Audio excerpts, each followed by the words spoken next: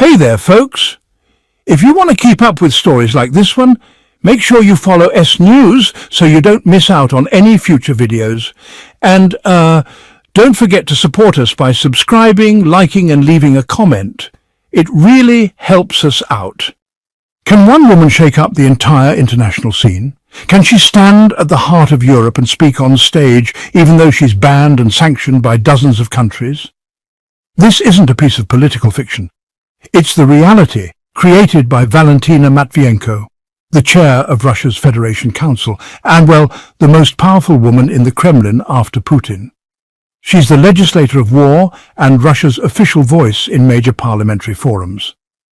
Her latest appearance in Geneva sparked a political storm.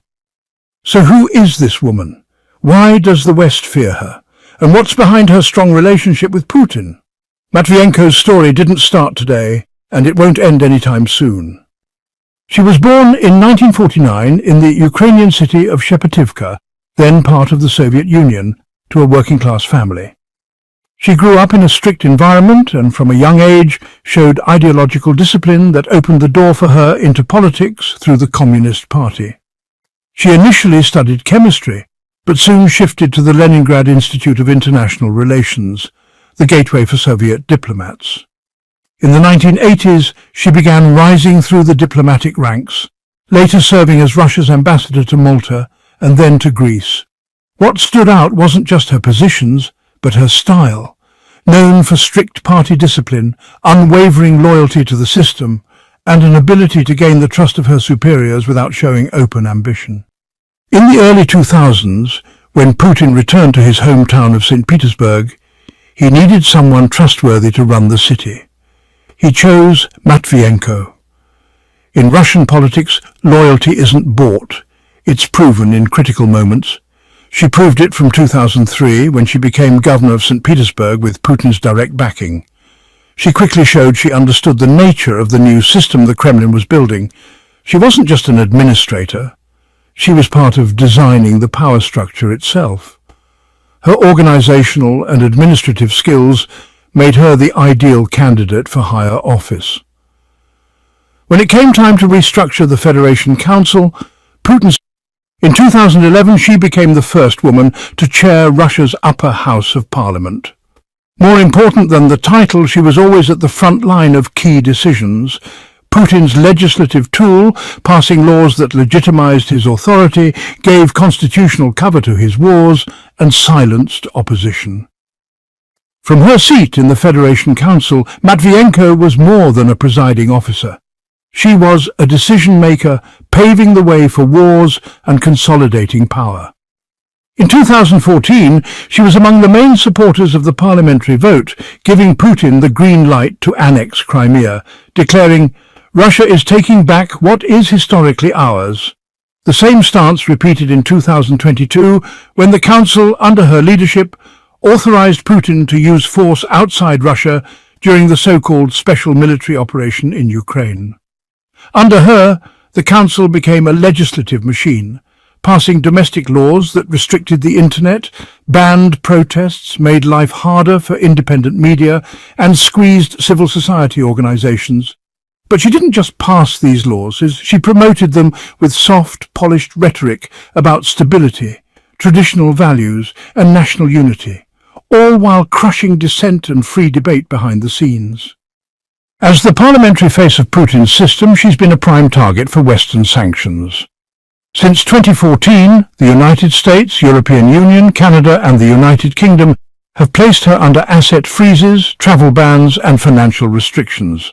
Her reaction wasn't retreat, it was open defiance. She repeatedly called the sanctions an honor, proof of her loyalty to Russia, and used them to argue that the West fears a strong Russia.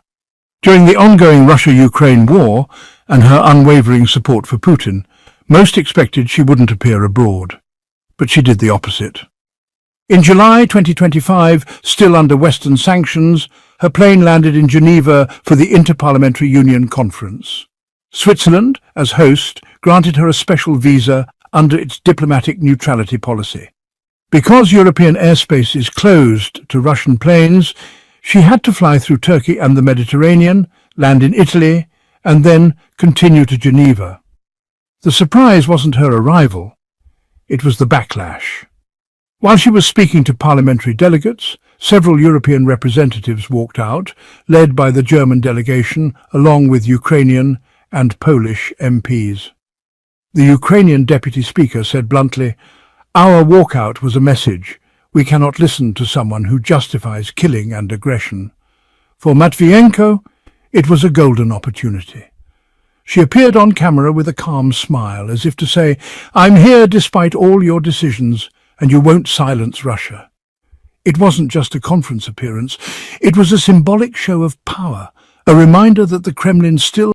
Western-style democracy often looks very different from the Russian political scene, which can seem dominated by men, generals and security chiefs. But in a quiet corner of the Kremlin's chambers sits a woman who rarely raises her voice, yet has pushed through every major decision that crossed her desk. Valentina Matviyenko isn't just a loyal bureaucrat, she's a living example of what some call institutionalized loyalty, the type of figure who gives power its official legal face. She never strays from the script or disrupts the balance, but time and again she proves the system doesn't need loud speeches or flashy displays. What it needs are quiet tools that can push laws through, wrapping them in soft constitutional language, even when those laws are harsh at their core. Politically, Matviyenko represents the second generation of Russia's elite, those raised under the Soviet Union who have skillfully adapted to Putin's style of governance. In her speeches, she blends talk of national security, stability and the preservation of Russian values, speaking to both domestic and foreign audiences. She's the feminine face of a hard-edged system, wearing a constant political smile that hides an uncompromising power structure. In a world dominated by loud personalities and big slogans, Valentina Matviyenko stands out as something different, calm, precise, and decisive.